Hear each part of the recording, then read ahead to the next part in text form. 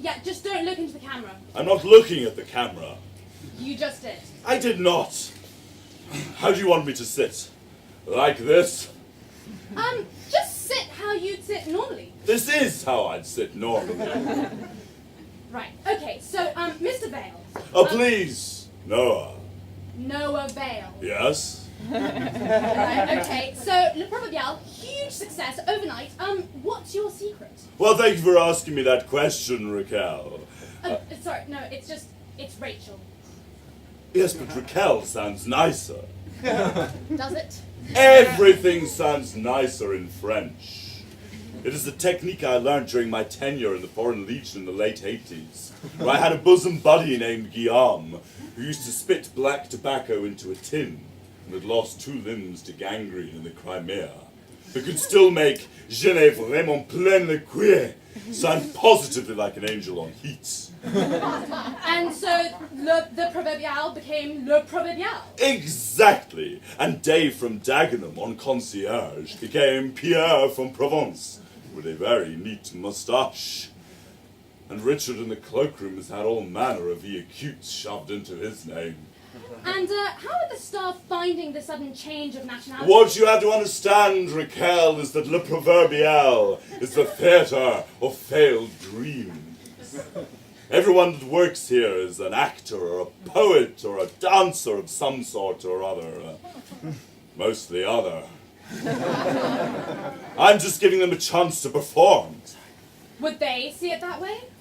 Why don't you ask them?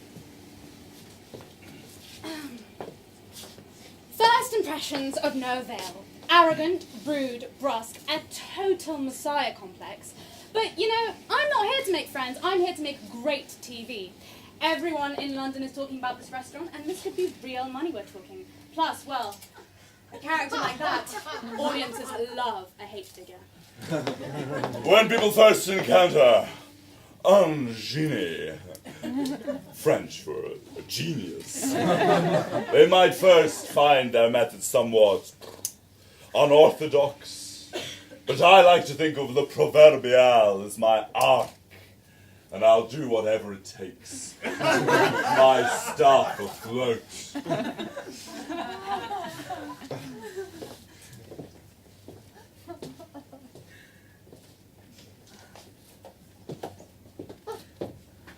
Hi, I'm Laura. I'm from Seattle, Washington. And what's your second name, Laura? Vavrages.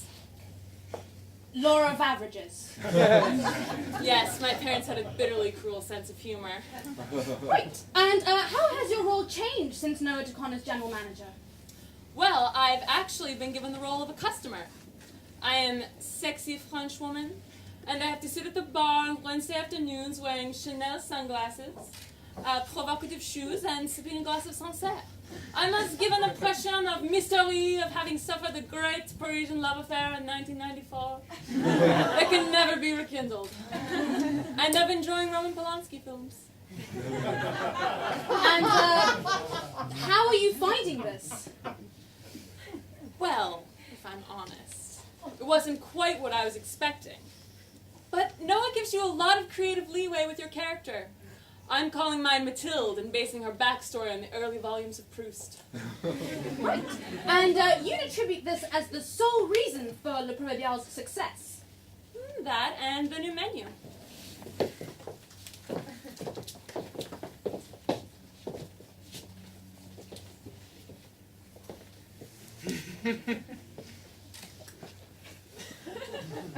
Nietzsche!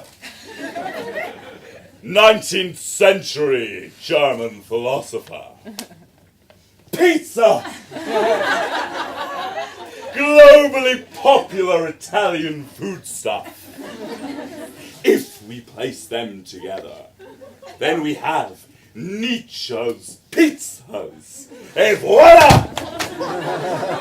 The Proverbeal has a new menu. You see, I realized long ago that people have 2 types of hunger.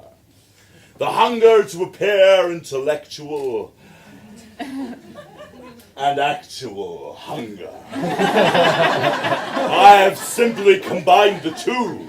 Et voila! La restaurant est plein. building on this theme, we've renamed the bar Aristotle's Bottles and introduced a happy hour called Schopenhauer's Shopping Hour, where existential cocktails are 2 for 1. And as you can see, you sit beneath the chandelier of enlightenment. Well, I can't hang around here. I have interviews to attend to.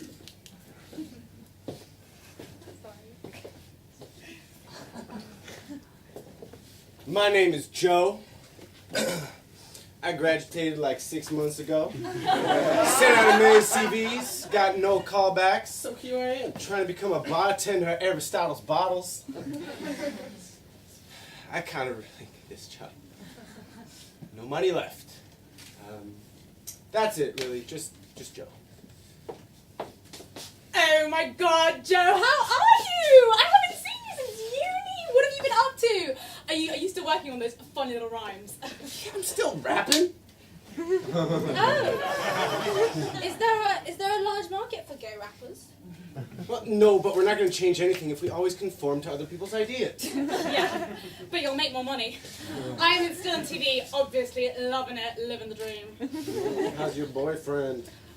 We split up. I mean, Tommy, he was nice and beautiful and everything, but his ultimate dream was to build an apple orchard in Surrey and live off selling self-made cider to world-weary travellers. I mean, there just comes a point when you realise you're a young professional doing a flat-out 90 on the M26K Trambition and your partner just isn't. It was a total square peg, round hole scenario, so. Was he upset? Oh, who knows? I sent him a text, then deleted him off Facebook and blocked his number, so there you go. Job done. Bye-bye, Tommy. Out of sight, out of mind. So, Joe, you wouldn't mind if we filmed your interview, would you?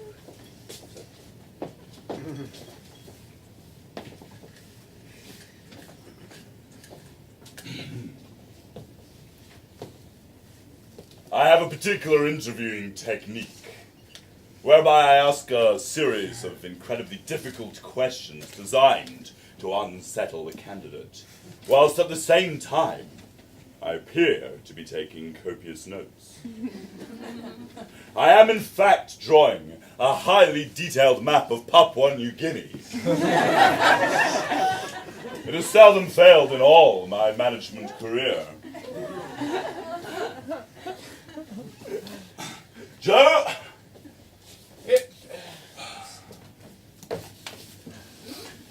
What do you think of avocados?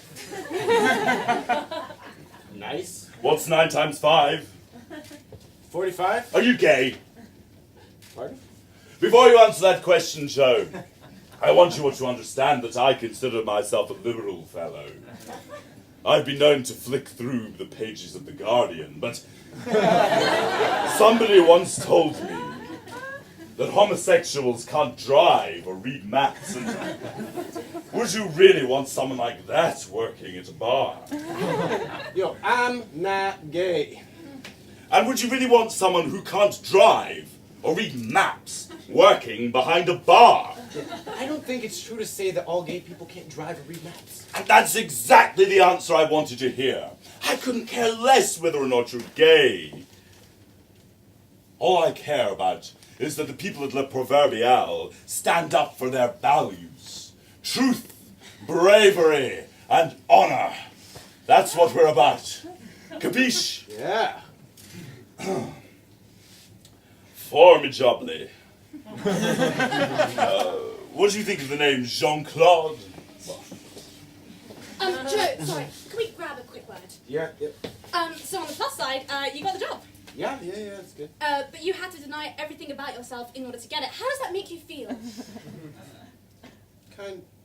Pros and cons. And is he making you pretend to be French? No, I'm Belgian actually. I'm the muscled kickboxer who dreams of becoming an action film star. Don't worry, Joe, we've got it all on film.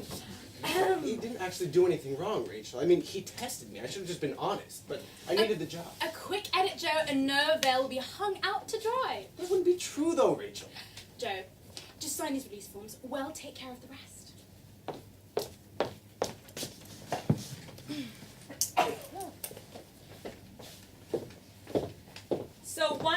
instead 2 Nietzsche's pieces with existentialism, a Hegel's bagel, and a side portion of Heidegger's chicken dippers.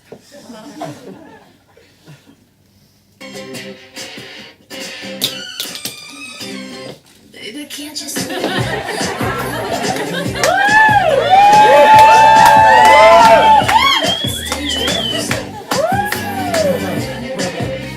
Don't worry, Laura. No one's got you.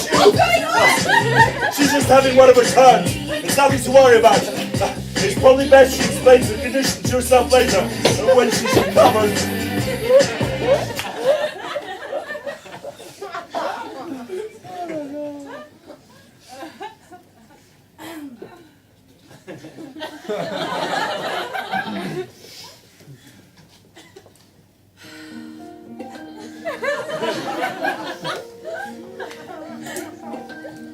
I was diagnosed with Britney Spears syndrome in late 2000. You just never think this kind of thing is going to happen to you. I was picked to go on stage and had just been hypnotized into thinking I was Britney Spears when a car backfired and the hypnotist, who was pushing 80, had a cardiac arrest, and boom! I've been in limbo ever since. I burst into Britney Spears songs at any time, any place, no control. No one knows what sets it off. It's mortifying. I once subjected my fiancé to the entirety of the Oops, I Did It Again album at a bus stop. But surely as your fiancé, he should be used to it. Well, not at the time. That's how we met.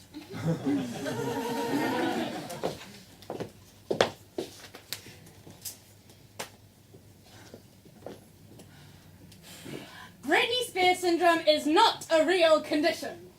It's been verified by 2 independent medical consultants. It does exist.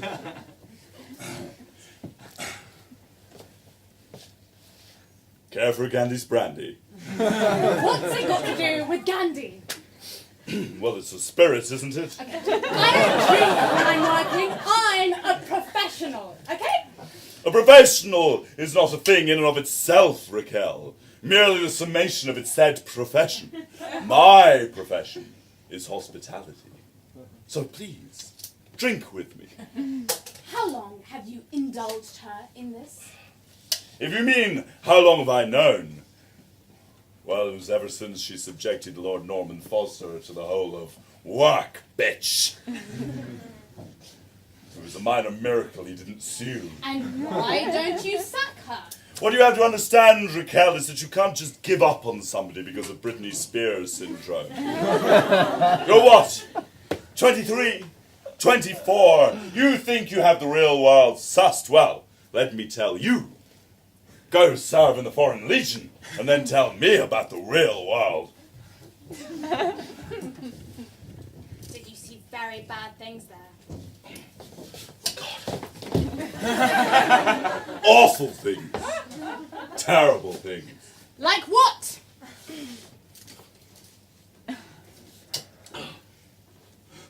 Tarnished silverware. Forks put in the knife compartment. Greasy plates. It scars you, it really does. That's one of the reasons why the Proverbeal is run on such a tight leash. But it also teaches you the importance of understanding and trusting your comrades. They teach you that in television. Making good television is about delivering the best story. Don't blame me for your own appetite. I'm just reflecting your innards. It's a game, and I'm in it to win it. Yes. And what do you do when you've won it all, and you're standing there, windswept at the top? I'll worry about that when I'm there. Yes. Yes, you do that, Raquel. You know, I had an idea for a television show once. It was going to be called 10 Lesbians, 1 Boat. And it followed 10 lesbians on a boat, crossing the Atlantic, with one of them voted off each week by helicopter. The twist was that there was this trunk in the hold, And on the 5th week, they'd open it, and guess what's inside? What? Peter Stringfellow, kept alive by ivy drip. And they become embroiled in these arguments about sexism and feminism and the toxicity of a capitalist-led patriarchal culture. And I just thought it had the capacity to run and run. I would say don't bother pitching it. Yes, I rather thought you might.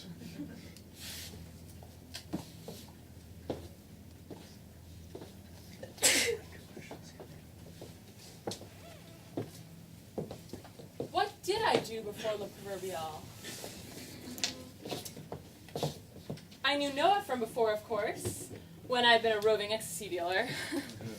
We were young and foolish at the time. We came up with a shared vision that we'd find a Pacific island and fill it up with people who just wanted to take acid all day and dance the hokey-cokey on the moonlit sands. Just a pipe dream, really, looking back on it. Anyway, we went our separate paths, and I ended up in events promotion in Manchester. And that was going well until the vogue for secret gigs came along. And I organized a secret gig that was so secret, no one actually came. Of course, Laura of Averages, queen of failed dreams. So I was like, Noah, I don't know what to do. And he said, get down to London, you've got a job here. But I was like, Noah, I've got no experience. And he said, for wagering, are you mad? Your experience is lifting up a plate. And so here I am, Britney Spears syndrome and all. But that's just no all over for you again, really. Yeah. But then on the 5th week, they open up a trunk, and guess what they find inside? Peter Stringfellow. You like it? Yeah, I don't know, it just came to me, really. Yeah, okay, so one more thing, Phil. Could you run me a background check on Noah Vale? Yeah. No, that's right, that's the one.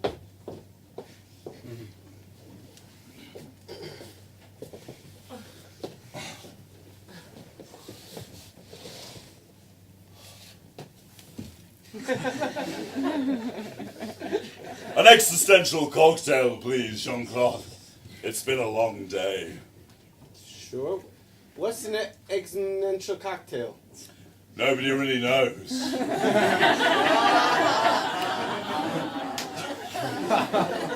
Just free pour and hope.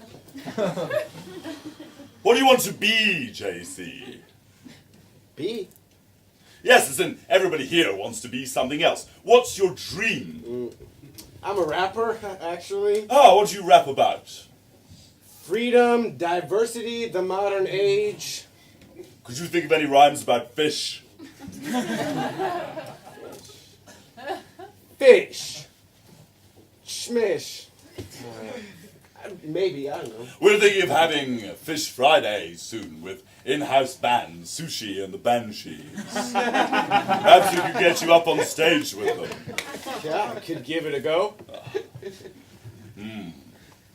Laura Vavarage's fiancé is into rap. Between you and me, the four walls and this cocktail.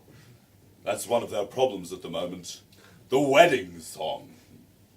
She wants to go down the aisle to something by Brittany, you know, to commemorate her condition.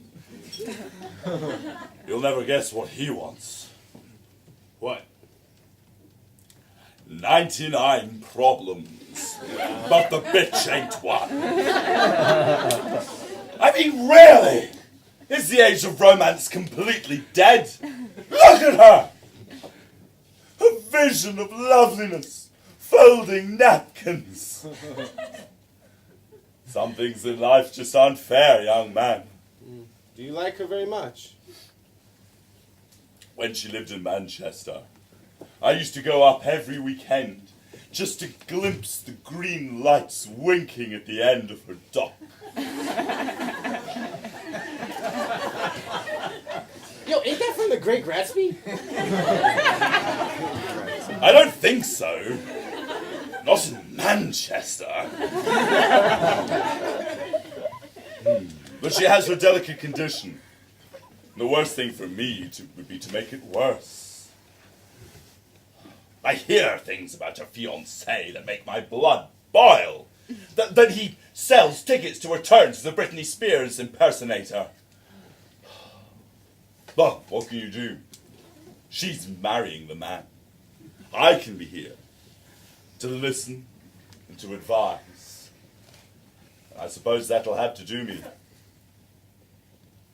All I can say is I caught her star falling in the palm of my hand. And I guess I'll always be a little bit gloriously burnt. Still, I can't stand around here sinking into existentialism all day. I'll bid you adieu, JC. Very good cocktail, by the way.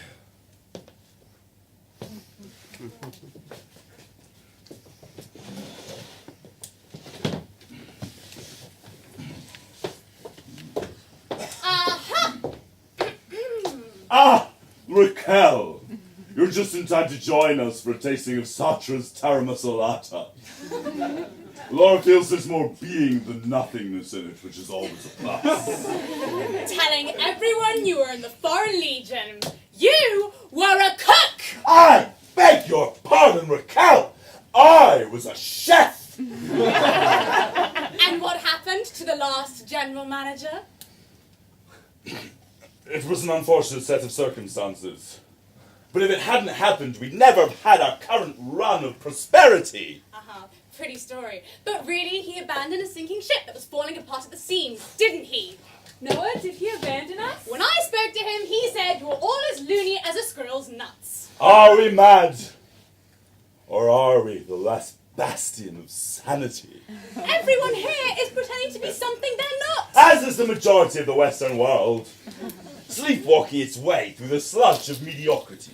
You wake up in the morning and you put on your Rachel from television persona, molding and crafting and grinding yourself into the box you think you should be. Professional. What a hideous word. We all know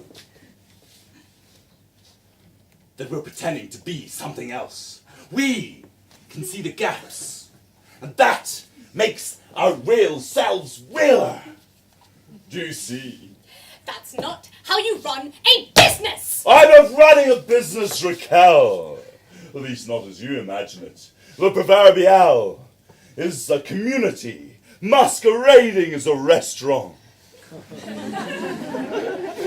We're the waifs and strays, an army of fananticists, of people who might have been, and here we can be. I'm saving Joe. I've offered him a job. Jean-Claude, this is true? I haven't said yes yet, Rachel. Joe, this is what you went to university for. 6 months unpaid internship, 2 years running, and a year's working on Mega Trash in Magaluf, and you could be standing where I am now. Joe, I can offer you empathy, compassion, and druggy Sundays where we all get high on pills and dance to gold trap.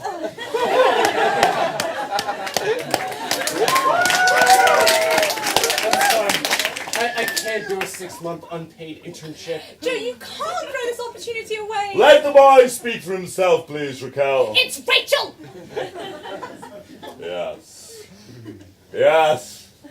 I'm beginning to see that despite my best efforts, you really aren't a Raquel. It's a shame, for I had the perfect sommelier role for you. I don't know anything about wine. Nor does anybody. If I say there's gooseberries in the wine, there's gooseberries in the fucking wine! I'm done with this asylum. Joe, just think of the money you'll earn eventually. Oh yes, the money. The greatest mental health problem the human race has ever suffered from. 3 years from now, I could be living in LA presenting a knockoff version of the X Factor and earning 4 times as much as I am now. And would that make you more human? Is that what you've always dreamed? Shut up, Dad! I mean, Noah. Yes.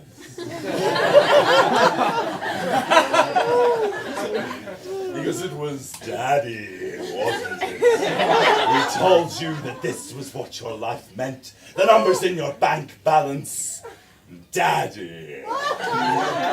You stifle out all inclination to individuality like a thimble-thumbed witch with a flickering flame. You're all like to die for! You know the greatest trick that capitalism ever pulled was to convince us that to share was to be insane. What are you doing? You wouldn't believe in religion, Raquel. Why do you put your faith in this? Don't! You're mad! You're mad! You're mad! You're mad! You're mad! You're mad! You're...